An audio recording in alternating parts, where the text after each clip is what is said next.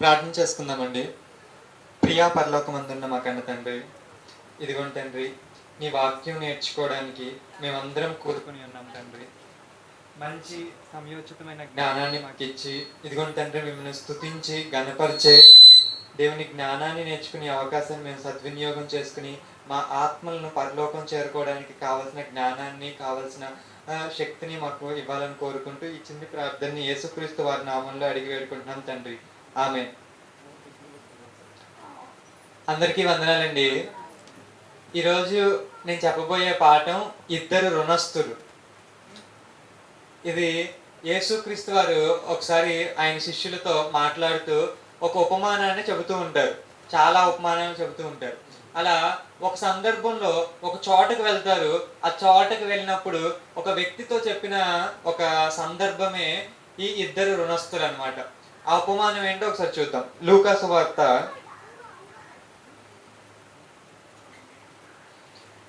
7వ అధ్యాయం 41వ వచనం 42వ వచనం. అప్పుడు యేసు అప్పు ఇచ్చి ఒకనికి ఇద్దరు రుణస్థులుండిరి. వారిలో ఒకరు 500 దేనారములను, మరి ఒకడు 50 దేనారములను అచ్చియుండిరి. ఆ అప్పు తీర్చుటకు వారి యొద్ద ఏమీయూ లేకపోయెను. గనుక అతడు వారిద్దరిని క్షమించెను. కాబట్టి వీరిలో ఎవరు అతన్ని ఎక్కువగా ప్రేమించును. చాలండి. ఇక్కడ యేసుక్రీస్తు వారు ఒకరితో మాట్లాడుతూ ఏం చెబుతున్నారంటే, ఇదిగో అప్పిచ్చే ఒక వ్యక్తి ఉన్నాడు. ఒక వ్యక్తి ఏం చేశాడంటే, అప్పిచ్చే వ్యక్తి ఒకరికి 500 రూపాయలు లేకపోతే 500 దేనారాలని అప్పుగా ఇస్తే, ఇంకొకరికి 50 దేనారాలు లేదా 50 రూపాయలు అనుకోండి, 50 రూపాయలు అప్పిచ్చినట్టుగా ఇక్కడ చెప్పారు. అయితే ఇప్పుడు వీళ్ళిద్దరూ కట్టలేకపోతున్నప్పుడు ఆ అప్పిచ్చిన వ్యక్తి ఏం చేశాడంటే వాళ్ళిద్దరిని రుణం కూడా మాఫీ చేస్తారు. ఇప్పుడు ఎవరు ఎక్కువ ప్రేమిస్తారు? 500 రూపాయలు. ఇప్పుడు మీరే ఉన్నారండి, మీరు 1,00,000 రూపాయలు ఎవరి దగ్గర అప్పు తెచ్చుకున్నారు. 1,00,000 రూపాయలు ఇంకొకళ్ళు మీ పక్కింటి వాళ్ళు ఒక 100 రూపాయలు అప్పు తెచ్చుకున్నారు. ఇప్పుడు 100 రూపాయలు పక్కింటి వాళ్ళు 100 రూపాయలు తెచ్చుకున్నారు, వాళ్ళకి రుణమాఫీ చేశారు. మీరు 1,00,000 రూపాయలు తెచ్చుకున్నారు, మీకు రుణమాఫీ చేశారు. ఇప్పుడు ఈ రుణమాఫీ చేసిన వ్యక్తిని ఎవరు ఎక్కువ ప్రేమిస్తారు? 1,00,000 రూపాయలు తీసుకున్న వాళ్ళే కదా. అలా యేసుక్రీస్తు వారు చెప్పారు. ఇప్పుడు మనకు అర్థం అవ్వాల్సింది ఏంటంటే, యేసుక్రీస్తు వారు అసలు ఈ ఉపమానాన్ని ఎందుకు చెప్పారు? యేసుక్రీస్తు వారు చాలా ఉపమానాలు చెబుతారు, కానీ మనం డైరెక్ట్ గా ఈ ఉపమానాన్ని డైరెక్ట్ గా ఆ ఒక్క మాటను మాత్రమే మనం చదివితే మనకు అంతగా అర్థం కాదు. ఇంతకీ అసలు ఏ సందర్భంలో ఇది చెప్పవలసి వచ్చింది? యేసుక్రీస్తు ఈ ఉపమానం చెప్పవలసిన అవసరత ఏంటి? యేసుక్రీస్తు వారి నోటి నుంచి ఏ మాట వచ్చినా కూడా దానిలో చాలా చాలా ఇన్ఫర్మేషన్ ఉంటుంది. అంటే ఏదో ఇంపార్టెంట్ విషయం చెప్పాల్సి వస్తేనే యేసుక్రీస్తు వారు ఇలా చెప్తారు. అంటే ఇప్పుడు ఆ ఉద్దేశంతో మనం ఆలోచిస్తే, అంటే యేసుక్రీస్తు వారు ఏదో చెప్పాలనుకున్నారు, సో దానివల్ల ఈ ఉపమానాన్ని చెప్పారు. కానీ అసలు ఆయనకి ఎందుకు ఈ అవసరత వచ్చింది? ఇది చెప్పవలసిన అవసరత ఎందుకు వచ్చింది? అంటే ఇది ఏ సందర్భంలో చెప్పారు, ఎవరికి చెప్పారు, ఎందుకు చెప్పవలసి వచ్చింది అనే విషయాలు మనం ఆలోచిస్తే అసలు దీని అర్థం ఏంటో, ఇది ఎందుకు చెప్పవలసి వచ్చిందో మనకు అర్థమవుతుంది. ఒకసారి ఇదే సందర్భాన్ని కొంచెం ముందు నుంచి చూద్దాం. 36వ వచనం నుంచి. పరిసయ్యులలో ఒకడు తమతో కూడా భోజనము చేయవలనని ఆయనని అడిగాను. అప్పుడు మన సందర్భం చూస్తున్నామండి. ఏంటంటే ఈ సందర్భం ఏంటంటే, ఇక్కడ యేసుక్రీస్తు వారిని ఒకళ్ళు ఆహ్వానించారు. ఎవరంటే ఆయన పరిసయ్యుడు. పరిసయ్యుడు ఏం చేయాలనుకున్నాడంట? మాతో కూడా మీరు భోజనం చేయాలని యేసుక్రీస్తుకి ఏం చేశారు? ఒక ఆఫర్, ఒక ఇన్విటేషన్ ఇచ్చారు. యేసుక్రీస్తు వారికి ఏం చేశారంటే, ఇదిగోండి మాతో పాటు మీరు కూడా భోజనం చేయాలని ఒక పరిసయ్యుడు అడిగాడు. ఇప్పుడు ఈ విషయాన్ని నార్మల్గా చూస్తే మీరు ఏమనుకుంటారు? ఇప్పుడు మీరే ఉన్నారండి, మిమ్మల్ని చాలా మంది రేపొద్దున ఫంక్షన్ అండి మా ఇంటికి భోజనానికి రండి అని చెప్తారు. దీనిలో పెద్ద విడ్డూరం ఏమీ లేదు. ఇక్కడ యేసుక్రీస్తు వారిని పరిసయ్యుడు అడగడంలో కూడా ఏం విడ్డూరం లేదంటారా, లేకపోతే ఏమైనా స్పెషల్ ఉందంటారా? ఏదో ఉండే ఉంటుంది కదా. ఇంతకీ అందుకే ఏదో ఉంది కాబట్టి ఇక్కడ రాయించారు. ఏంటంటే అప్పట్లో పరిసయ్యులు అనే వాళ్ళు యేసుక్రీస్తుని అంతగా లైక్ చేసేవాళ్ళు కాదు. ఎందుకంటే వాళ్ళు ఎప్పుడు యేసుక్రీస్తుని శోధిస్తూ, నార్మల్గా ఈ పరిసయ్యులకి కొంచెం మంచి ధర్మశాస్త్రం మీద కొంచెం మంచిగా పట్టున్న వ్యక్తులే, సమాజంలో కొంచెం హై క్లాస్ ప్రొఫైల్ కలిగిన వ్యక్తులే అనమాట. వీళ్ళు ఎప్పుడు కూడా యేసుక్రీస్తుని ఎక్కువగా లైక్ చేసేవాళ్ళు కాదు. ఎక్కువగా అంటే వాళ్ళ మాటల్లో కానీ ఎక్కువగా వాళ్ళు ఏమనుకోవాలంటే ఈయన ఎలాగైనా శోధించి ఎలాగైనా ఈయన దగ్గర నుంచి తప్పు చెప్పించాలి, లేకపోతే ఏమైనా చేపించాలి అనేది వాళ్ళ దగ్గర. పరిసయ్యులు యేసు సిలువేసిన వాళ్ళలో కూడా చాలా మంది పరిసయ్యులు ఉంటారు. అలా ఇప్పుడు ఈ జనాంగంలో ఉన్న ఒక వ్యక్తి వచ్చి యేసుక్రీస్తు వారిని భోజనానికి పిలుస్తున్నారు. ఇప్పుడు ఖచ్చితంగా ఇది ఆలోచించాల్సిన విషయమే. ఎందుకంటే ఇప్పుడు చుట్టాలు ఉన్నారండి, చుట్టాలు పిలుస్తున్నారు అనుకోండి, ఏమి ఇబ్బంది లేదు, మామూలుగా పిలుస్తున్నారు, వెళ్తారు, తింటారు, వస్తారు. కానీ మీ శత్రువు పిలుస్తున్నాడంటే ఏదో ఉంది. ఇక్కడ కూడా ఒక పరిసయ్యుడు పిలుస్తున్నాడంటే నిజంగా ఆలోచించాల్సిన. అంటే 10 మంది, ఊర్లో ఉన్న 10 మంది ఏమనుకుంటారంటే పరిసయ్యుడు పిలిచాడంట, ఆయన్ని పరిసయ్యుడు పిలిచాడంట అని అనుకునేట. ఎందుకంటే చాలా మంది వ్యతిరేకంగా ఉన్నారు కాబట్టి ఈ పరిసయ్యుడు మాత్రం ఏం చేస్తున్నాడు, యేసుక్రీస్తుని ఆహ్వానిస్తున్నాడు. ఇక్కడ వరకు బాగానే ఉంది. ఇకపోతే ఇంకో నెక్స్ట్ రిఫరెన్స్, నెక్స్ట్ వచ్చిన చదవండి. ఆ ఊరిలో ఉన్న దానికంటే ముందు రిఫరెన్స్ ఆయన ఆ పరిసయ్యుని ఇంటికి వెళ్ళి చాలండి. ఇక్కడ యేసుక్రీస్తు వారు వెళ్ళి అని చెబుతున్నారంటే ఇన్విటేషన్, ఆ పరిసయ్యుడు ఇచ్చిన ఇన్విటేషన్ ని యాక్సెప్ట్ చేశారా చేయలేదా? చేశారు. అంటే యేసుక్రీస్తు వారు నార్మల్గా మనం యేసుక్రీస్తు వారి యొక్క విధానాన్ని లేకపోతే ఆయన ఆలోచన ఒకసారి ఆలోచిస్తే, యేసుక్రీస్తు వారు ఎవ్వరు పిలిచినా వెళ్ళే ఒక కేటగిరీ అనమాట. ఏంటంటే ఒక ధనవంతుడు పిలిచినా వెళ్తాడు, ఒక పాపాత్ముడు పిలిచినా యేసుక్రీస్తు వారు వెళ్తారు. అలాగే ఒక పరిసయ్యుడు పిలిచినా, ఒక సుంకరు పిలిచినా, అలా ఎవ్వరు పిలిచినా, అంటే సమాజంలో ఎవ్వరు పిలిచినా ఒక వెళ్ళే ఒక మంచి విధానం, లేకపోతే ఎవరి ఇన్విటేషన్ అయినా యాక్సెప్ట్ చేసే ఒక విధానం యేసుక్రీస్తు వారు. మరి యేసుక్రీస్తు ఫాలోవర్స్ గా మనకు కూడా ఎలా ఉండాలి, మనం కూడా ఎలా ఉండాలి? ఖచ్చితంగా ఇదిగోండి మా శత్రువు దగ్గరికి వెళ్ళనండి, లేకపోతే ఈయనకి నాకు పడదండి, నేను కాబట్టి ఈయన దగ్గరికి వెళ్ళనండి అని అలా ఉండకూడదు. కానీ యేసుక్రీస్తు చూపించిన మాదిరి ఏంటి, పరిసయ్యుడి దగ్గరికి వెళ్ళను అని చెప్పొచ్చు, కానీ యేసుక్రీస్తు వారు ఏం చేశారు, వెళ్ళారు. అంటే ఎంత తగ్గించుకున్నారు. అసలు యేసుక్రీస్తు వారు ఎవరండి, తండ్రికి జ్యేష్ఠ కుమారుడు, కలిగి ఉన్నది ఏది ఆయన లేకుండా కలగలేదు. మరి అలాంటి వ్యక్తి, అంటే సృష్టిని మొత్తం చేసిన ఒక దేవుడు భూమి మీదకి మనిషి ఆకారంలో రావడం అంటే అక్కడికే చాలా తగ్గించుకుని ఆయన భూమి మీదకి వచ్చాడు. భూమి మీదకి వచ్చిన తర్వాత ఇదిగో నేను పరిసయ్యులతోనే ఉంటాను, నేను సుంకరులతోనే ఉంటాను, లేదా నేను అన్యులతోనే ఉంటాను అనేవని అన్నారా? అంతేదు. ఇంకా ఆయన బ్రతుకున్నప్పుడు ఆయన మీద వచ్చిన నిందల్లో ఒక నింద ఏంటంటే, ఈయన ఎక్కువగా సొంకరులతోనూ పాపులతోనూ ఉంటాడండి, వాళ్ళతో కూర్చుని భోజనం చేస్తాడండి అని పరిసయ్యులు కూడా చాలా సార్లు ఆయన మీద నింద మోపినట్టుగా మనం చూస్తాం సువార్తల్లో. అంటే ఈ పరిసయ్యుడు ఆహ్వానాన్ని యేసుక్రీస్తు వారు యాక్సెప్ట్ చేశారు. ఇక్కడి వరకు బాగానే ఉంది. ఇకపోతే పరిసయ్యుడు కూడా మనకి ఎలా కనిపిస్తున్నాడు, మంచిగానే కనిపిస్తున్నాడు. ఎందుకంటే ఎవరు చేయని పనిని ఏం చేశాడు, ఈ పరిసయ్యుడు చేశాడు. అంటే నార్మల్గా పరిసయ్యులు ఏం చేస్తారంటే యేసుక్రీస్తుని శోధించాలని, ఏదేదో చేయాలని అనుకుంటారు. కానీ ఇతను మాత్రం ఇదిగో భోజనం చేయడానికి ఆహ్వానించాడు. అంటే యేసుక్రీస్తుని తన జీవితంలోకి ఆహ్వానించాలి అని అనుకున్నట్టుగా మనం అనుకోవచ్చా? అలా ఇంటి దగ్గరికి రండి అని అన్నాడంటే ఎంతోమంది ప్రేమ ఉంటేనే కదండి రండి అంటారు. అంటే తన జీవితంలోకి ఆహ్వానిస్తున్నాడు ఈ పరిసయ్యుడు. ఇక్కడి వరకు పరిసయ్యుడి క్యారెక్టర్ చాలా బాగుంది. ఇక్కడ పోతే యేసుక్రీస్తు కూడా ఆ ఆహ్వానం మన్నించి భోజనం పంక్తి దగ్గరికి వచ్చాడు. సరే, నెక్స్ట్ కంటిన్యూ చేద్దాం.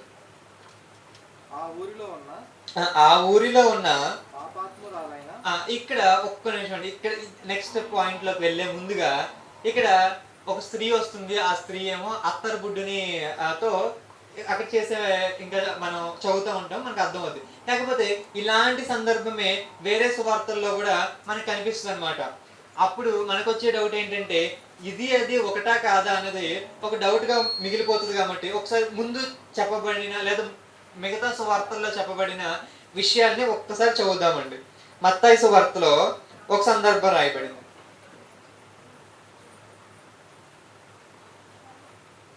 మత్తయి సువార్త 26వ అధ్యాయం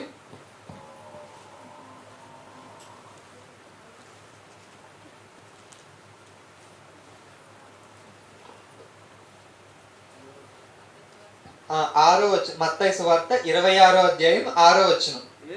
ఇక్కడ ఒక్కసారి మీరు జాగ్రత్తగా గమనించాలి. ఎందుకంటే ఇక్కడ ఒక వ్యక్తి భోజనానికి ఆహ్వానిస్తారు, అక్కడ కూడా ఒక స్త్రీ వస్తుంది, ఒక పని చేస్తుంది. ఇప్పుడు మనం నేర్చుకుంటున్న అంశంలో కూడా ఒక పరిసయ్యుడు భోజనానికి ఆహ్వానిస్తే అక్కడ కూడా ఒక స్త్రీ వస్తుంది, ఒక విషయాన్ని చేస్తుంది అనమాట.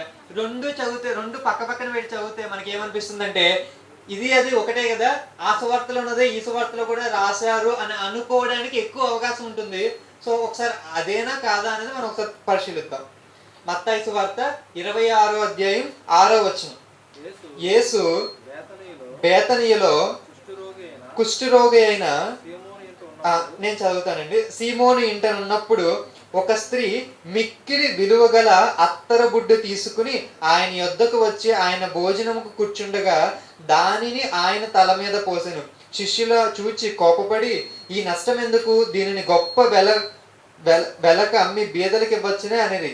యేసు ఆ సంగతి తెలుసుకుని, ఈ స్త్రీ నా విషయమై ఒక మంచి కార్యము చేస్తును, ఆమెను మీరెలా తొందర పెట్టుచున్నారు, బీదలు ఎల్లప్పుడూ మీతో కూడా ఉందరు గాని నేను ఎల్లప్పుడూ మీతో కూడా ఉండరు అని చెప్పారండి. అయిపోతే నెక్స్ట్ మార్కు సువార్తలో కూడా ఒక సందర్భం రాయబడి ఉంది, అది కూడా చూద్దాం. మార్కు సువార్త 14వ అధ్యాయం 3వ వచనం. మార్కు సువార్త 14వ అధ్యాయం 3వ వచనం. ఆయన బేతనీయులో కుష్ఠరోగి అయిన సీమోను ఇంట భోజనముకు కూర్చుండినప్పుడు ఒక స్త్రీ మిక్కులు విలువగల అచ్చ జటామాంసి అత్తరు బుడ్డి తీసుకుని వచ్చి ఆ అత్తరు బుడ్డిని పగలగొట్టి ఆ అత్తరు ఆయన తల మీద పోసెను. అయితే కొందరు కోపపడి, ఈ అత్తరు ఇలాగూ నష్టపరచనేలా, ఈ అత్తరు 300 దేనారముల కంటే ఎక్కువ వెలకమ్మి బీదలకి ఇవ్వచ్చు కదా అని చెప్పారు. ఈ సందర్భం కూడా మత్తయి సువార్తలో చదివినట్టుగానే ఉంది. అలాగే యోహాను గారు కూడా సేమ్ ఇదే సందర్భాన్ని రాస్తున్నారు. యోహాను సువార్త 12వ అధ్యాయం 1వ వచనం. కాబట్టి యేసు తాను మృతుల్లో నుండి లేపిన లాజరు ఉన్న బేతనీయకు పస్కా పండగకు 6 దినముల ముందుగా వచ్చెను. అక్కడ వారు ఆయనకు విందు చేసిరి. మార్త ఉపచారము చేసెను. లాజరు ఆయనతో కూడా భోజనముకు కూర్చున్న వారిలో ఒకడు. అప్పుడు మరియా మిక్కిలి విలువగల అచ్చ జటామాంసి అత్తరు ఒక సేరున్నర ఎత్తి తీసుకుని యేసు పాదములకు పూసి తన తల వెంట్రుకలతో ఆయన పాదములను తుడిచెను. ఇల్లు ఆ అత్తరు వాసనతో నిండెను. ఆయన శిష్యుల్లో ఒకడు, అనగా ఆయనను అప్పగింపబోయున్న ఇస్కరియోతు యూదా, ఈ అత్తరెందుకు 300 దేనారములకు అమ్మి బీదలకి ఇయ్యలేదనెను. వాడిలాగు చెప్పినది బీదల మీద శ్రద్ధ కలిగి కాదు, కానీ వాడు ఇంకా దాని గురించి మొత్తం అంతా ఉంటుంది. ఇక దాని తర్వాత యేసుక్రీస్తు గారు వాదిస్తూ ఉంటారు అనమాట. అంటే ఇది నా విషయమే, ఈవిడ చేసింది మంచి పని అని చెబుతూ ఉంటారు. ఇక్కడ మనకు 3 సువార్తల్లో చదివింది సేమ్ ఇన్ఫర్మేషనే కదా. ఇప్పుడు మనం లూకా సువార్తలో 2 రుణస్తుల గురించి చదువుతున్నాం కదా. అక్కడ కూడా ఒక పరిసయ్యుడు భోజనానికి ఆహ్వానిస్తే స్త్రీ కూడా సేమ్ ఇదే చేస్తుంది. ఇప్పుడు లూకా సువార్తలోకి వెళ్దాం. లూకా సువార్త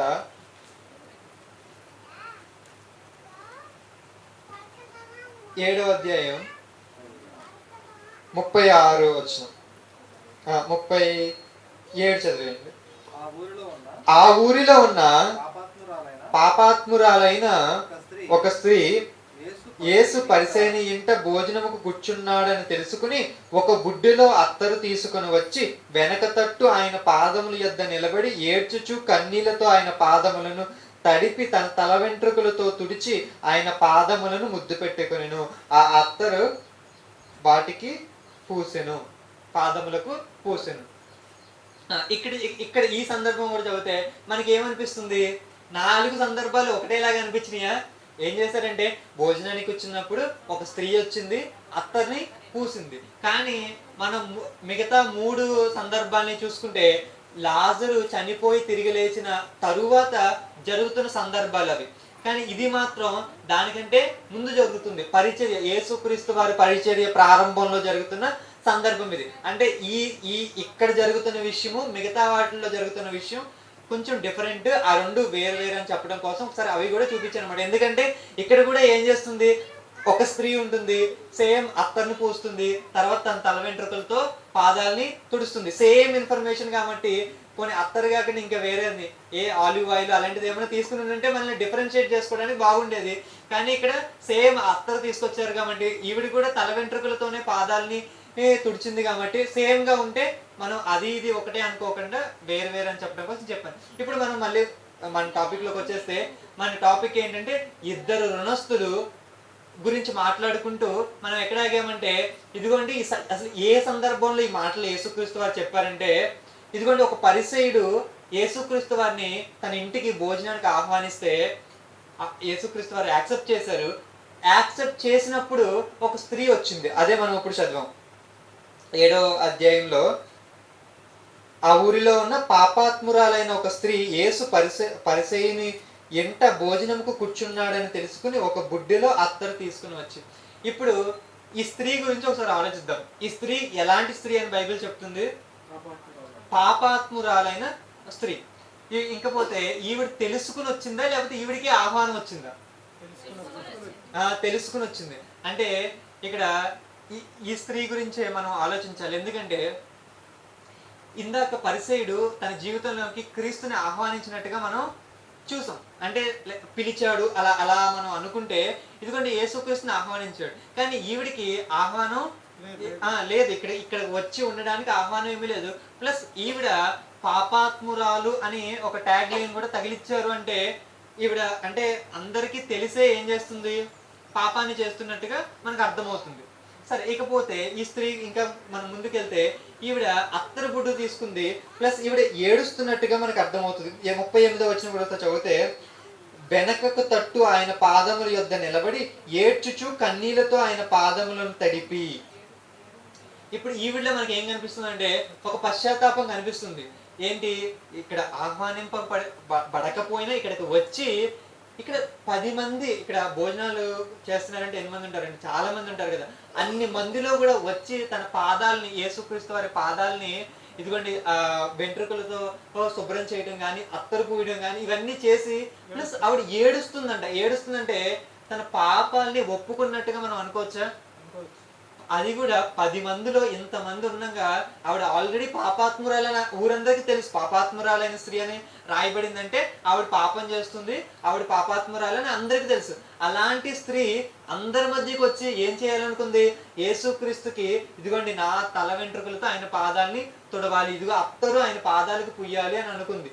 అలాగే తను ఏడుస్తుంది అంటే తనలో ఏం కనిపిస్తుంది? పశ్చాత్తాపం కనిపిస్తుంది.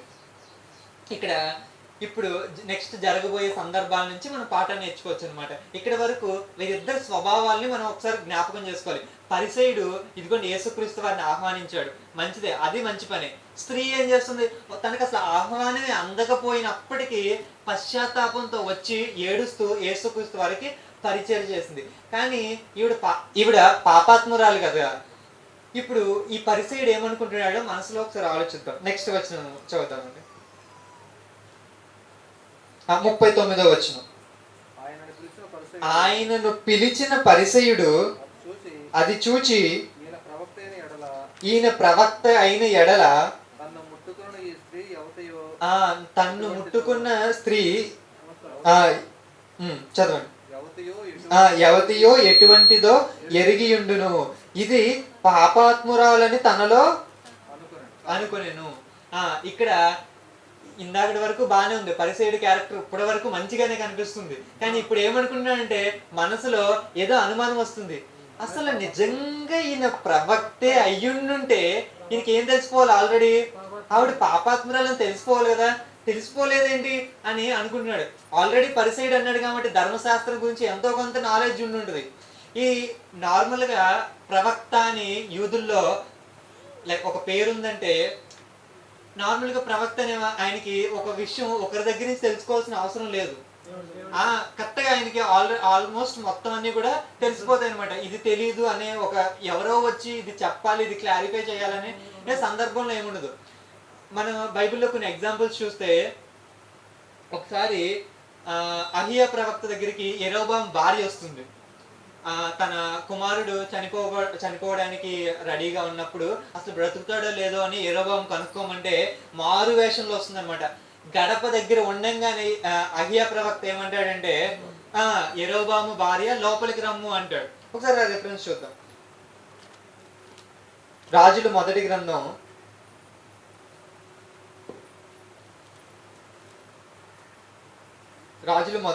14వ అధ్యాయం 6వ వచనం. అంతలో అహియా ద్వారం లోపలికి వచ్చిన ఆవిడ కాలి చప్పుడు విని ఆమెతో ఇట్లనెను, యెరొబెయాము భార్య లోపలికి రమ్ము, నీవు వేషం వేసుకుని వచ్చుటి ఎలా కఠినమైన మాటలు నీకు చెప్పవలెనని నాకు ఆజ్ఞ. ఇక్కడ కూడా ఈ 14వ అధ్యాయం 1వ వచనంలో ఒకసారి చూస్తే యెరొబెయాము తన భార్యతో ఇట్లనెను, నీవు లేచి యెరొబెయాము భార్యవని తెలియకుండా మారువేషం వేసుకుని షీలోహునకు పొమ్ము అని చెప్తాడు అనమాట. యెరొబెయాము తన భార్యకి ఏం చెప్తాడంటే మారు వేషంలోకి వెళ్ళి అసలు ప్రవక్త దగ్గర తెలుసుకో అంటే అసలు లోపలికి వచ్చి అడగడం కాదు కదా, ఆవిడ వస్తున్నప్పుడే లోపల అడుగు పెట్టేటప్పటికే ప్రవక్తకి ఏం తెలిసిపోయింది, యెరొబెయాము భార్య అని పిలిచేసాడంటే ప్రవక్తకున్న క్యాలిబర్ ఏంటంటే, ఆయనకున్న శక్తి ఏంటంటే ఎవరో వచ్చేదో చెప్పాల్సిన అవసరం లేదు, ఆయనకి మొత్తం అంతా తెలిసే ఉంటుంది. దేవుని సహాయం ఎప్పుడు కూడా ప్రవక్తకి ఉంటుంది. ఇంకొక రెఫరెన్స్ కూడా చూద్దాం. ఆ సందర్భంలో మీ అందరికీ తెలుసు, నయమాను కుష్ఠరోగం కోసం సైన్యాధిపతి అయిన నయమాను కూడా ఎలీషా దగ్గరికి వస్తారు. వచ్చినప్పుడు దాన్ని బాగు చేస్తారు. తర్వాత ఆయన వెళ్ళిపోవడానికి కొన్ని కానుకలు కూడా ఆఫర్ చేస్తే ఆయన రిజెక్ట్ చేసి ఇదిగో వద్దంటాడు. ఆ తర్వాత వెళ్ళిపోతున్నప్పుడు ఆయన దగ్గర ఉన్న సేవకుడు ఏం చేస్తాడంటే ఆ కానుకల కోసం ఆశపడి వెళ్ళి తెచ్చుకుంటాడు అనమాట. వెళ్ళి ఇదిగోండి ఒకసారి ఆ సందర్భం కూడా చూద్దాం. ఇక్కడ ఈ సందర్భంలో ఏం జరుగుతుందంటే, ఇదిగో అప్పుడు ఎలీషా గారు ఏమంటారంటే ఆయన సేవకుడితో, అసలు గేహాజీతో, ఇదిగోండి ఇది టైమా, నువ్వు చేయాల్సిన టైం ఇదా, డబ్బులు సంపాదించుకోవడానికి, ఒలివ చెట్లు సంపాదించుకోవడానికి ఇది టైమా కాదు కదా అని ఆయన వారిస్తారు. అంటే అక్కడ కూడా ఆయన ఏం వెళ్ళలేదు. ఆయన ఏమంటే నా మనసు నీతో కూడా రాలేదా అని అంటారు. అంటే ప్రవక్తలకున్న టాలెంట్ ఏంటంటే, వాళ్ళ క్యాలిబర్ ఏంటంటే, ఎవరో ఏదో చెప్పేంత వరకు వాళ్ళు వేచి చూడాల్సిన అవసరం లేదు, వాళ్ళకి ఆల్రెడీ తెలిసిపోతుంది. ఇలా ఇంత నాలెడ్జ్ ఉంది కదా, యూదులందరికీ ఈ విషయాలు తెలుసు. ఈ విషయాలు తెలిసినప్పుడు ఈయన కూడా ఏమనుకున్నాడంటే, ఇదిగా అందరూ ప్రవక్త అంటున్నారు కాబట్టి పిలిచి ఉండొచ్చు, అంతే కదండి. అందరూ ప్రవక్త అంటున్నారు, లేకపోతే ఒక గొప్ప వ్యక్తి అంటున్నారు కాబట్టి ఏమనుకుని ఉండొచ్చు, ఇదిగోండి యేసుక్రీస్తు అని అందరూ గొప్ప ప్రవక్త లేకపోతే ఆ ప్రవక్త అని అంటున్నారు కదా. అప్పట్లో మోషే గారు ఏం చెప్తారంటే, ఇదిగోండి నాకంటే ఒక మంచి ప్రవక్త మీకోసం దేవుడు పంపిస్తాడు అని చెప్తారన్నమాట. యూదులందరూ కూడా ఎదురు చూస్తూ ఉంటారన్నమాట ఆ ప్రవక్త కోసం. అంటే దాన్ని మెస్సయ్య అని తర్వాత చెప్తా ఉంటారు. సో ఇక్కడ జరుగుతున్న ఈ సందర్భాలన్నిటిని బట్టి ఆ ప్రవక్త గురించి ఎదురు చూస్తున్న యూదులకి కొంచెం ఏంటంటే, ఈ యేసుక్రీస్తే ఆ ప్రవక్త ఏమో, ఈయనే ప్రవక్త ఏమో అనే అనుకుంటున్న ఈ ఆలోచనలతో ఆయన పిలిచి ఉండవచ్చు. కానీ పిలవడం అయితే పిలిచాడు కానీ, ఆహ్వానించడం అయితే ఆహ్వానించాడు కానీ, ఆహ్వానించిన తర్వాత అనుమానిస్తున్నాడు. ఏమని?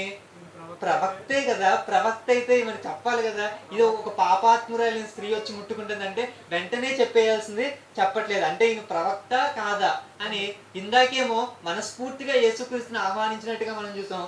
కానీ కొంతలోనే ఏమైపోయాడు, అనుమాన పడుతున్న సందర్భం మనకు అనిపిస్తుంది. ఎప్పుడైతే అనుమాన పడుతున్నాడో యేసుక్రీస్తు వారు ఈ ఎగ్జాంపుల్ చెబుతున్నారు. ఇంతకీ దాని ముందు పాపాత్మురాలైన స్త్రీ ఏడవడానికి గల కారణము, వీళ్ళు ఇంకా అంటే ఈ పరిసయ్యుడు కానీ మిగతా వాళ్ళు కానీ అంత అంత పశ్చాత్తాపం రాకపోవడానికి గల కారణం ఏంటంటే, వీళ్ళందరికీ, లేకపోతే మనం బైబిల్లో చాలా మంది భక్తులను చూడొచ్చు. పేతురు గారు కానీ, పౌలు గారు కానీ ఎంతో పశ్చాత్తాపడ్డారు. యేసుక్రీస్తుని తెలుసుకున్నప్పుడు ఎంతో పశ్చాత్తాపడ్డారు. ఎందుకని పశ్చాత్తాపడ్డారు? ఎందుకని పడి ఉండొచ్చు? ఎందుకంటే వారు ఎప్పుడైతే ఇదిగోండి నా జీవితాన్ని యేసుక్రీస్తులో నేను మంచిగా జీవించాలి, మంచిగా బ్రతకాలి అని అనుకున్నప్పుడు వారందరికీ అర్థమైంది ఏంటంటే, యేసుక్రీస్తు పరిశుద్ధుడు, ఇదిగో నేనైతే మాత్రం ఘోర పాపిని అని వాళ్ళందరికీ అర్థమైంది. అంతగా అర్థమైంది కాబట్టి ఇదిగోండి నా విస్తారమైన ఈ పాపాన్ని క్షమించాలంటే నేను యేసుక్రీస్తు దగ్గరికి రావాలి అని అనుకున్నారు. ఇప్పుడు ఈవిడ అనేక తప్పులు చేసింది, పాపాత్మురాలైన స్త్రీ అని బైబిల్లో రాయబడింది కాబట్టి అనేకమైన తప్పులు చేసింది. మరి ఈ తప్పుల్ని క్షమించడానికి మరి అంత పశ్చాత్తాపం ఉండాలంటారా, ఉండకూడదంటారా? ఇప్పుడు పౌలు గారు కూడా అనేకమైన తప్పులు చేశారు. ఎప్పుడైతే యేసుక్రీస్తు ఒకసారి అర్థమయ్యాడో అప్పుడు ఏం చేశారు, ఆయన ఎంత బాధపడతాడు. అలాగే పేతురు గారు కూడా ఆయన దగ్గరికి వస్తారు, ఆయన దగ్గరికి వచ్చి విడిచి వెళ్ళిపోమంటాడు. నార్మల్గా ఏంటంటే ఆ రోజంతా నైట్ అంతా కష్టపడి వాళ్ళు ఏం చేస్తారంటే వలలు వేసి చేపలు పడతారు, కానీ చేపలు ఒక్కటి కూడా పడవు. తర్వాత యేసుక్రీస్తు వారు చెప్పి ఇదిగో ఇక్కడ వెయ్యండి అని చెబితే నేనా జాలుని నువ్వా జాలరు అని అడగాల్సింది పోయి నమ్మి విశ్వసించి ఏం చేస్తారంటే అక్కడ చేపలు వేస్తారు, విస్తారంగా పడతాయి. అప్పుడు పేతురు గారు వచ్చి ఇదిగో నేను పాపాత్ముడు, మాతో పాటు నువ్వు ఉండద్దు అంటే ఇంత పశ్చాత్తాపం ఎందుకు వచ్చిందంటే వీళ్ళందరికీ అర్థమవుతున్న విషయం ఏంటంటే యేసుక్రీస్తుని వాళ్ళ జీవితంలో ఆహ్వానిస్తున్న వారికి మొదటగా అర్థమవుతున్న విషయం ఏంటంటే యేసుక్రీస్తు అనే వాళ్ళు నిజంగా ఎంత పరిశుద్ధుడో అర్థమవుతుంది. ఎలా అర్థమవుతుందంటే ఇప్పుడు ఐఏఎస్ ఎగ్జామ్ ఎంత కష్టమో ఎవరికి అర్థమవుతుందండి? రాసే వాళ్ళకి, దాన్ని రాసిన వాళ్ళకి, లేకపోతే రాయడానికి కష్టపడుతున్న వాళ్ళకి కదండి. 10th ఎగ్జామ్స్ ఎంత కష్టమో అంటే దానికి ప్రిపేర్ అవుతున్న వాళ్ళకి అర్థమవుతుంది. పొద్దున్న లేచి చదవాలి, ఇవన్నీ వాళ్ళకి మాత్రమే తెలుసు. అలాగే యేసుక్రీస్తు ఎంత గొప్ప దేవుడు అని ఎప్పుడు అర్థమవుతుంది అంటే ఆయనలా బ్రతకాలని మనం అనుకుంటే, ఆయనలా మంచిగా బ్రతకాలని మనం అనుకుంటే అప్పుడు మనకి ఏమర్థమవుతుందంటే యేసుక్రీస్తు ఎంత గొప్పవాడో అర్థమవుతుంది. ఇప్పుడు పరిసయుడు ఆహ్వానించాడు తన జీవితంలోకి, కానీ తర్వాత వెంటనే అనుమానిస్తున్నాడు, ఈ ప్రవక్త నిజంగానే ప్రవక్తేనంటారా అని అనుకుంటున్నాడు అనమాట. అప్పుడు యేసుక్రీస్తు వారు ఇంటర్వ్యూ అయ్యి ఈ ఎగ్జాంపుల్ చెప్తున్నారు. ఏంటి ఒకసారి దాని తర్వాత చూద్దామండి. 7వ అధ్యాయం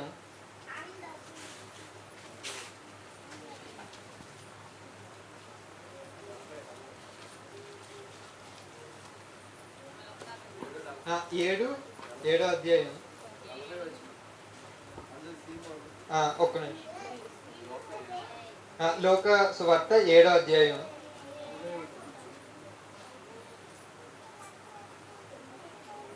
అందుకు 40వ వచనం. అందుకు యేసు సీమోను నీతో ఒక మాట చెప్పవలెనని ఉన్నానని అతనితో అనగా అతడు బోధకుడా చెప్పమనెను. యేసుక్రీస్తు వారు ఏమంటున్నారంటే నేను నీతో ఒక మాట చెప్పాలనుకుంటున్నాను అంటున్నాను. ఆ పరిసైడ్ ఏమంటున్నాడంటే బోధకుడా, లోపల మాత్రం అనుమానం ఉంది, బయటికి మాత్రం బోధకుడా చెప్పు అని అంటున్నాడు. నెక్స్ట్ అప్పుడు నేను చదువుతానండి. అప్పుడు యేసు అప్పు ఇచ్చి ఒకనికి 2 రుణస్థులుండిరి.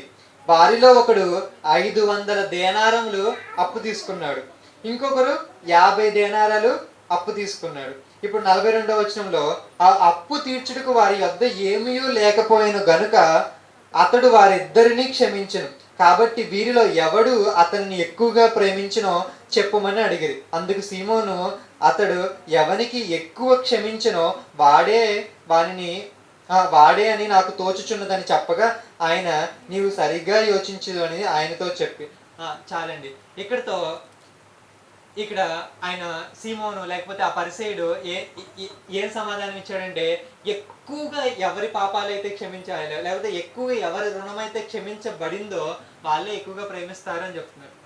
ఇప్పుడు ఈ సందర్భాన్ని బట్టి లేదా 2 రుణస్తులు బట్టి ఒక వ్యక్తి ఉన్నాడు, 2కి అప్పిచ్చాడు. ఇప్పుడు మీరే ఉన్నారండి, నేనే ఉన్నానండి. ఇప్పుడు నేను ఇక్కడ ఉన్న వాళ్ళు 2కి అప్పిచ్చాను. ఒకళ్ళేమో 1000 రూపాయలు తీసుకున్నారు, ఇంకోళ్ళేమో 1,00,000 రూపాయలు తీసుకున్నారు. ఇప్పుడు వాళ్ళిద్దరూ కట్టలేకపోతున్నారు. నేను ఏం చేశానంటే 2 రుణాలని మాఫీ చేశాను. ఇప్పుడు ఈ 1000 రూపాయలు ఉన్న వ్యక్తి నన్ను ఎక్కువగా ప్రేమిస్తాడా, ఈ 1,00,000 రూపాయలు రుణమాఫీ చేసిన వ్యక్తి నన్ను ఎక్కువగా ప్రేమిస్తాడా? ఖచ్చితంగా అదే కదండి. ఇక్కడ కూడా యేసుక్రీస్తు వారు ఈ సందర్భం చెప్పారు. ఇంతకీ యేసుక్రీస్తు వారి సందర్భం ఎందుకు చెప్పారు? అసలు అప్పు ఇవ్వడానికి ఇప్పుడున్న సందర్భం ఇక్కడ జరుగుతున్న సందర్భానికి ఈ పాపాత్మురాలైన స్త్రీకి పరిసయుడికి అసలు ఈ ఎగ్జాంపుల్ చెప్పాల్సిన అవసరం ఏమొచ్చింది? ఇంతకీ ఇక్కడ అప్పు ఇచ్చింది ఎవరు, తీసుకున్న వాళ్ళు ఎవరు? అదేనండి. ఈ అప్పు ఎవరు ఇచ్చారంటే మనందరం కూడా ఎవరి దగ్గర అప్పు ఉన్నామంటే దేవుడి దగ్గర అప్పు ఉన్నాం. మనందరం ఏం చేసామంటే విస్తారమైన పాపాలు చేసాం. ఎందుకంటే నీతిమంతుడు లేడు, ఒక్కడును లేడు. అంటే ప్రతి వాళ్ళు చిన్నప్పటి నుంచి ఏం చేస్తున్నామంటే తప్పులు తప్పులు తప్పులు తప్పులు చేసుకుంటూ చేసుకుంటూ చేసుకుంటూ అంత ఎంత అంటే ఎంతో రుణం అయిపోయింది ఇప్పుడు యేసుక్రీస్తుకి. ఇప్పుడు మనకేం కావాలి? రుణమాఫీ కావాలి. ఇప్పుడు ఈ తప్పులన్నింటినీ ఎవరో ఒకరు రుణమాఫీ చేయాలి. ఎవరు రుణమాఫీ చేయగలరు? ఎవరైతే పరిశుద్ధుడైతే, ఇప్పుడు మనం గుంటలో పడిపోయామండి, ఎవరు సహాయం చేయగలరు? పైన ఉన్న వాళ్ళే సహాయగలరు. అంటే ఇప్పుడు మనం పాపం చేసేసాం కాబట్టి మనకి ఎవరు సహాయం చేయగలరు? దీనిలోంచి లాగే పాపం చేయని వాళ్ళు అంటే యేసుక్రీస్తే ఈ లోకంలో పాపం లేకుండా బ్రతికిన వ్యక్తి. కాబట్టి ఈయన మాత్రమే మనల్ని ఏం చేయగలంటే మన పాపాలని రుణమాఫీ చేయగలరు. కాబట్టి ఈ సందర్భంలో నేను ఏం చెప్తున్నానంటే, నన్ను ఎక్కువగా ఎవరు ప్రేమిస్తారంటే వాళ్ళకి ఎవరికైతే వాళ్ళ విస్తారమైన పాపాలు క్షమించబడ్డాయి. అంటే కొంతమంది ఏమనుకుంటారంటే, నేనేమంత చెడ్డోడిని ఏం కాదండి, నేను మంచోడినేనండి అనుకుంటారు. అంటే వాళ్ళకి ఏం అర్థం కావట్లేదంటే యేసుక్రీస్తు వారు ఎంత పరిశుద్ధుడో వాళ్ళకి ఇంకా అర్థం కాలేదనమాట. అంటే యేసుక్రీస్తు వారు ఎక్కడ చెప్పారు? కొంతమంది ఏమనుకుంటారంటే నేనేం దొంగతనం చేయలేదండి అని అనుకుంటారు. కానీ యేసుక్రీస్తు వారు అసలు ఎక్కడ చెప్పారంటే నీ మనస్సులోనే అసలు తప్పు చేయొద్దని చెప్పారు. కొంతమంది నేనేమి వ్యభిచారం కానీ అలాంటి తప్పులు ఏం చేయలేదండి అని కొంతమంది చెప్తూ ఉంటారు. కానీ యేసుక్రీస్తు వారు ఎక్కడ చెప్పారంటే హృదయంలోనే నువ్వు చెడుగా ఆలోచించినప్పుడే నువ్వు వ్యభిచారం చేసేసినట్టే అని చెప్పారు. అంటే ఈయన స్టాండర్డ్స్తో పోల్చుకోవాలి. అంతేగాని నేను దొంగతనం ఏం చేయలేదండి, వ్యభిచారం ఏం చేయలేదండి, పొరుగు వారిది ఏది ఆశించలేదండి అని చెప్పడం. అలా నువ్వు అనుకున్నావంటే నేనేం పెద్దగా తప్పులు ఏం చేయలేదండి, ఒకటే తప్పు చేసి ఉంటానండి, అలా మనం అనుకునే ఛాన్స్ ఉంటుంది. కానీ ఎప్పుడైతే యేసుక్రీస్తు గురించి మనం అర్థం చేసుకున్నామో, ఆయన చెప్పిన క్వాలిటీ స్టాండర్డ్లో మనం ఆలోచించామో, ఈయన మనస్సులోనే తప్పు చేయకూడదు అంటున్నాడు. మనం నిజంగా మనం ఒకసారి ఆలోచించుకుంటే ఎన్నోసార్లు మనం మనసులోనే పక్కన వాళ్ళ మీద కుళ్ళుకుని ఉండొచ్చు, లేకపోతే తప్పుగా ఆలోచించి ఉండొచ్చు. ఇవన్నీ తప్పులు కాదా? ఖచ్చితంగా తప్పులే. వేరే వారిది ఏది ఆశించకూడదు ఉండదు. ఒకవేళ గబాల్మని వేరే వారికి ఏమన్నా మంచి జరిగిందో అనుకోండి, వెంటనే ఈర్ష్యతో అసూయతో ఫీల్ అయ్యే వాళ్ళు చాలా మంది ఉంటారు. మరి ఇవన్నీ కూడా తప్పులే కదా. ఇప్పుడు నీకేం అర్థం అవ్వాలంటే, నువ్వు ఈ 50 దేనారాలు తీసుకున్న కేటగిరీలో లేవు. నువ్వు 500 అప్పు తీసుకున్నావు చూసావా, ఈ కేటగిరీలోను. ఇక్కడ 500 అంటే పెద్ద నెంబర్. ఎలాగంటే 500 దేనారములు అంటే బైబిల్లో ఒక దేనారం అంటే, ఒక దేనారం దేంతో పోల్చబడింది అంటే ఒక రోజు కూలీతో పోల్చబడింది. మత్తయి సువార్తలో ఒకసారి కూలీకి మనుషుల్ని ఒక యజమానుడు తీసుకురావడం కోసం అప్పుడు రోజుకి ఒక దేనారం చొప్పున ఇవ్వాలని ఉంటుంది అనమాట. అంటే ఒక దేనారం ఒక రోజు కూలీ అంటే ఆయన ఎన్ని రోజులు పని చేయాలండి? 500 రోజులు అంతే కదండి. రోజుకి ఒక దేనారం, 500 దేనారం అంటే 500 రోజులు. అంటే సుమారుగా 1 సంవత్సరంన్నర కష్టపడితే అప్పు తీరుస్తుంది అనమాట. అంటే ఏమీ చేయకుండా వచ్చిన కూలీని ఆయనకి ఇచ్చేస్తాయి. మరి మనకి ఫుడ్ ఇవన్నీ ఎలాగండి? అంటే నువ్వు ఒక 4-5 సంవత్సరాలు కష్టపడితే అప్పుడు నీకు తీరుతుంది అనమాట. అంటే ఇంత విస్తారమైన అప్పు చేసిన వ్యక్తిని ఈ వ్యక్తి క్షమించాడు. అలాగే దేవుడు కూడా నువ్వు ఎంత తప్పు చేసినా ఒకవేళ పశ్చాత్తాపడితే, ఎలా పశ్చాత్తాపడితే, ఆ పాపాత్మురాలైన స్త్రీ పశ్చాత్తాపడింది చూసారా, అలా పశ్చాత్తాపడితే దేవుడు క్షమించడానికి సిద్ధంగా ఉన్నాడు. అందుకనే ఈ సందర్భంలో ఈ ఇద్దరు రుణస్తులు ఎవరంటే, ఒకడు పరిసయ్యులు, ఇంకొకళ్ళు పాపాత్మురాలైన స్త్రీ. కాదండి, మనం కూడా అంతే కదండి. మనం కూడా ఏం తక్కువేం కాదు కదా. మనం కూడా పాపం చేసాం. మనకు కూడా ఏం కావాలి? పశ్చాత్తాపం కలిగి ఈ పాపాలని తీసుకునే ఒక మార్గం కావాలి కదా. ఆవిడికి కూడా ఎవరో చెప్పుంటారు, ఎలాగో తెలుసుకుని ఉంటుంది, ఇదిగోండి యేసుక్రీస్తు పాపులను రక్షించడానికి ఈ లోకానికి వచ్చాడని సువార్తను తెలుసుకుని ఉంటుంది. ఎప్పుడైతే యేసుక్రీస్తు వచ్చాడో వెంటనే ఈవిడ ఏమనుకుందని, ఆహ్వానం లేకపోయినా, భోజనాలకి ఆహ్వానం లేకపోయినా వెంటనే వచ్చేసేసి యేసుక్రీస్తు వారి పాదాలని కడుగుతుంది. ఇంతకీ ఈవిడ చేస్తున్న విధానం ఒకసారి చూస్తే 7వ అధ్యాయంలో, లూకా సువార్త 7వ అధ్యాయంలో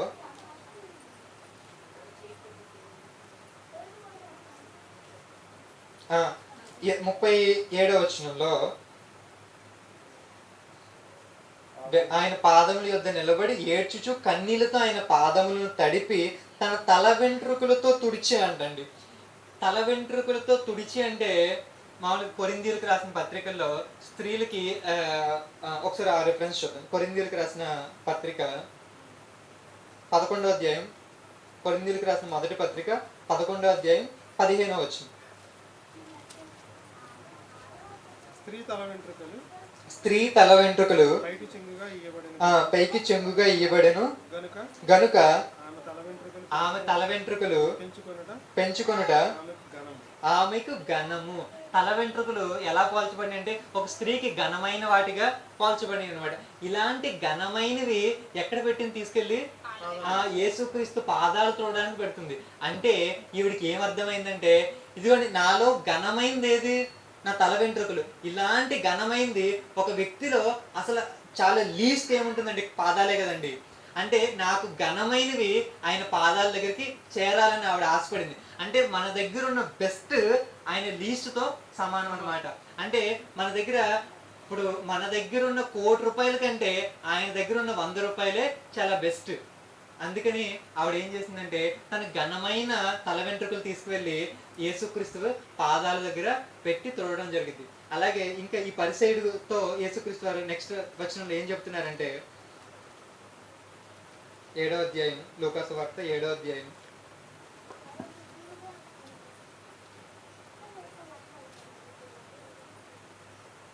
7వ అధ్యాయం 44వ వచనం అండి. ఆ స్త్రీ వైపు తిరిగి సీమోనుతో ఇట్లనెను, ఈ స్త్రీని చూచుచున్నావే, నేను నీ ఇంటిలోకి రాగా నీవు నా పాదములకు నీళ్ళియ్యలేదు గాని ఈమె తన కన్నీళ్లతో నా పాదములను తడిపి తన తల వెంట్రుకలతో తుడిచెను. ఇక్కడ ఒక విషయం మనం ఆలోచించాలి. ఏంటంటే పాత నిబంధనలో కానీ యూదులకి, ముఖ్యంగా ఇజ్రాయేల్కి ఒక ఆచారం ఉండేది. ఏంటంటే ఎవరైనా ఇంటికి వచ్చినప్పుడు కాళ్ళుని కడుక్కునే ఒక సాంప్రదాయం అప్పట్లో వాళ్ళకు ఉండేది అనమాట. ఇప్పుడు లేదు, అప్పట్లో వాళ్ళకు ఉండేది అనమాట. ఆ సాంప్రదాయంతో పోలిస్తే ఇతను ఏం చేశాడు, ఇంటికైతే పిలిచాడు కానీ కాళ్ళు కడుక్కోవడానికి నీళ్లు కూడా ఇవ్వలేదు. కానీ ఈ స్త్రీ ఏం చేసింది, తన కన్నీటితో పాదాలని కడిగింది. ఇప్పుడు మనం ఫస్ట్ ఏం చూసామంటే ఈ పరిసయ్యుల్లో యేసుక్రీస్తుని తన జీవితంలోకి, తన ఇంటికి ఆహ్వానించినట్టుగా మనం చూసాం. తర్వాత అనుమానించినట్టుగా మనం చూసాం, కొంచెం అనుమానంతో ఉన్నట్టుగా. ఇక్కడ అవమానించినట్టుగా మనకు కనిపిస్తుంది. ఏంటని, ఇంటికి వచ్చిన వాళ్ళకి మినిమం రెస్పెక్ట్ కూడా లేకుండా, అంటే ఏదో భోజనానికి వచ్చాడు, ఏదో కొంతమంది అంటే ఎలా ఫీల్ అవుతూ ఉంటారంటే, అంటే మామూలుగా అనుకుంటూ ఉంటారు కదా, ఏంటి భోజనాలే లేనట్టు ఇక్కడికి వచ్చి పోలవరమంటూ వచ్చి తినేస్తున్నారండి అలా అనుకుంటారు కదా. ఇలా కూడా ఇక్కడ కూడా ఈ సందర్భం కూడా ఎలాగుందంటే, ఇంటికైతే పిలిచాడు కానీ కనీసం మర్యాద కూడా ఇవ్వలేదు. అంటే ఇది అవమానంగానే మనం అనుకోవచ్చా? అంటే ఆహ్వానించాడు కానీ వెంటనే అనుమానించాడు. ఇక్కడేమో అవమానించిన వ్యక్తిగా మనకు కనిపిస్తున్నాడు. ఇకపోతే కానీ ఆ స్త్రీ ఆహ్వానింపబడలేదు. ఆ స్త్రీ అవమానపడేది. ఎందుకంటే పాపాత్మురాలైన స్త్రీ కాబట్టి ఆవిడికి అవమానం ఉంటుంది, ఆవిడికి అనుమానం ఉంటుంది. కానీ ఆవిడ ఏం చేసింది, యేసుక్రీస్తుని తన మనస్ఫూర్తిగా అంగీకరించి పశ్చాత్తాపడి తన ఘనమైనవి ఆయన పాదాల యొద్ద సమర్పించాలనుకుంది. సరే, ఇకపోతే మరి ఇలా చేయడం వల్ల ఏమొచ్చింది నెక్స్ట్ వచ్చిన చూద్దాం. 47. ఆమె విస్తారముగా ప్రేమించిన గనుక ఆమె యొక్క విస్తార పాపములు క్షమింపబడినని మీతో చెప్పుచున్నాను. ఎవనికి కొంచెముగా క్షమింపబడినో వాడు కొంచెముగా ప్రేమించునని చెప్పి నీ పాపములు క్షమింపబడి ఉన్నావని ఆమెతో చెప్పెను. ఆవిడ ఏదైతే మనసుతో వచ్చిందో, ఇదిగో నేను పాపం చేశాను, ఈ క్రీస్తులో నేను బతకాలని అనుకుంటున్నాను, ఇక నుంచి నేను పరిశుద్ధంగా ఉండాలని ఎంతో బాధతో 10 మంది భోజనాల దగ్గర, అంటే 10 మంది ఉంటారు, ఆ 10 మంది ఉన్నప్పటికీ యేసుక్రీస్తు దగ్గరికి వచ్చి తన పాదాలతో తన యేసుక్రీస్తు పాదాలని కడిగి, ఇదిగో తన కన్నీళ్లతో పాదాలని కడిగిందంటే అందరి మధ్య తన పాపాలను ఒప్పుకుంది. ఇక్కడ మనం ఏం చేస్తున్నామంటే ఆవిడకి వచ్చిన బహుమతి ఏంటంటే, ఇదిగోండి తన విస్తారమైన పాపాలు. ఇప్పటి వరకే పాపాత్మురాల స్త్రీ అంటే అనేక పాపాలు చేసి ఉండొచ్చు, కానీ ఇప్పుడు ఏమైందంటే ఆ పాపాలన్నీ కూడా క్షమించబడినాయి. ఇప్పుడు క్రైస్తవ మార్గానికి మిగతా మార్గాలకి ఉన్న తేడా ఏంటంటే, తప్పు చేస్తే ఏం చేయాలి అనేది ఒక క్లియర్ కట్ వే మనం బయటకు కనిపించదండి. కానీ క్రీస్తు దగ్గరికి వస్తే మనకి ఏం కనిపిస్తుంది అంటే క్షమాపణ అనేది కనిపిస్తుంది. ఎలా ఏంటి అంటే, నువ్వు ఏదైతే తప్పు చేసావో, ఇదిగో ఇది నా తప్పు అని నువ్వు పశ్చాత్తాపడితే యేసుక్రీస్తు దగ్గర నీకేముంది, క్షమాపణ అనేది ఉంది. ఈ క్షమాపణ ఉంటే మనకేంటి, మన పాపాలు పోతే మన పరలోకానికి ఎలిజిబిలిటీ వస్తుంది. మనందరి అల్టిమేట్ గోల్ ఏంటంటే, పరలోకంలో మనందరికి కన్న తండ్రి అయిన దేవుడు ఉన్నాడు, ఆ దేవుడి దగ్గరికి మనం వెళ్ళాలి. అలా వెళ్ళాలి అంటే అడ్డున్న ఒకే ఒక్క విషయం ఏంటంటే పాపం. ఈ పాపాన్ని ఎలా పోగొట్టుకోవాలి, ఈ పాపాన్ని క్షమించడానికి ఒకే ఒక్క వ్యక్తికి అధికారం ఇవ్వబడి ఉంది. ఆయన ఎవరు, మనుష్య కుమారుడు యేసుక్రీస్తు. కాబట్టి క్షమించాలంటే ఆయనే క్షమించాలి. ఆయన ఏం చెప్తున్నాడంటే, ఇదిగో నా సిలువ రక్తం దగ్గరికి వచ్చి ఎవరైతే పశ్చాత్తాపడతారో అలాంటి వారందరికీ నేను బాప్తిస్మం ద్వారా ఎవరైతే ఇదిగోండి పశ్చాత్తాపడతారో వారందరూ రక్షించడానికి బాప్తిస్మం ద్వారా ఇదిగోండి ఆయన ఆయన సిలువ రక్తం ద్వారా ఈ క్షమాపణ ఇవ్వడానికి ఆయన రెడీగా ఉన్నాడు. ఇప్పుడు మన చేతిలో ఉన్న పని ఏంటి? పశ్చాత్తాపడి ఎలా పశ్చాత్తాపడాలి? ఈయన కూడా యేసుక్రీస్తులో బ్రతకాలి అనుకున్నాడు పరిసయ్యుడు.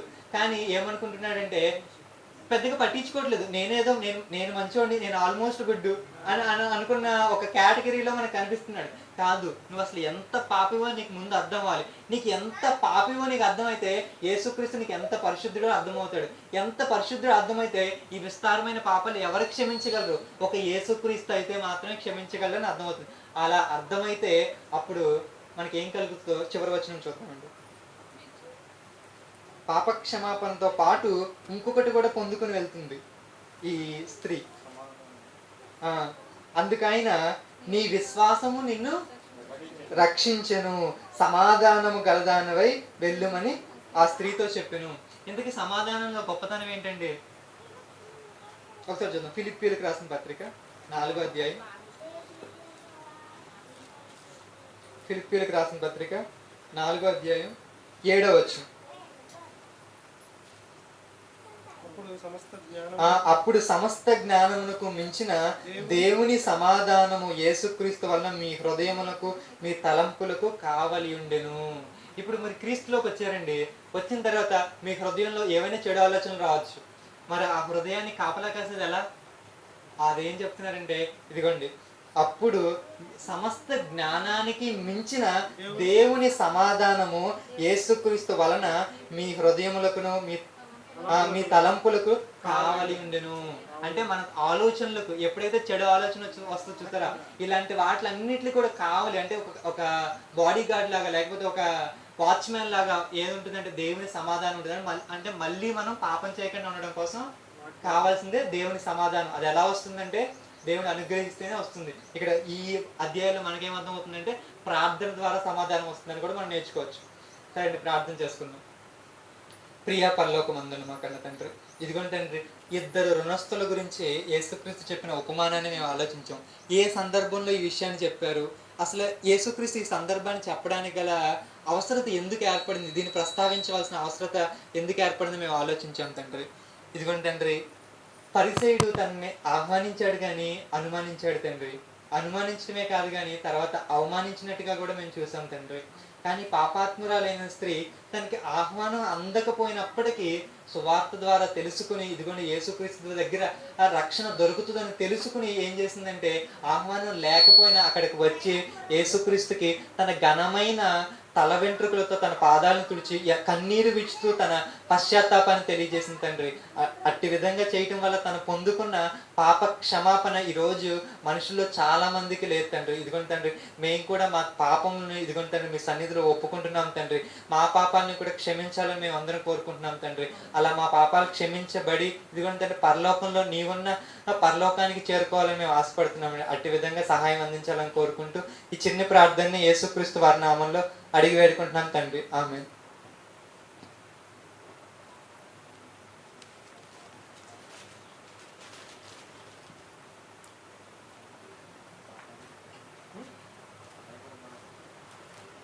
పాఠం చెప్తావా?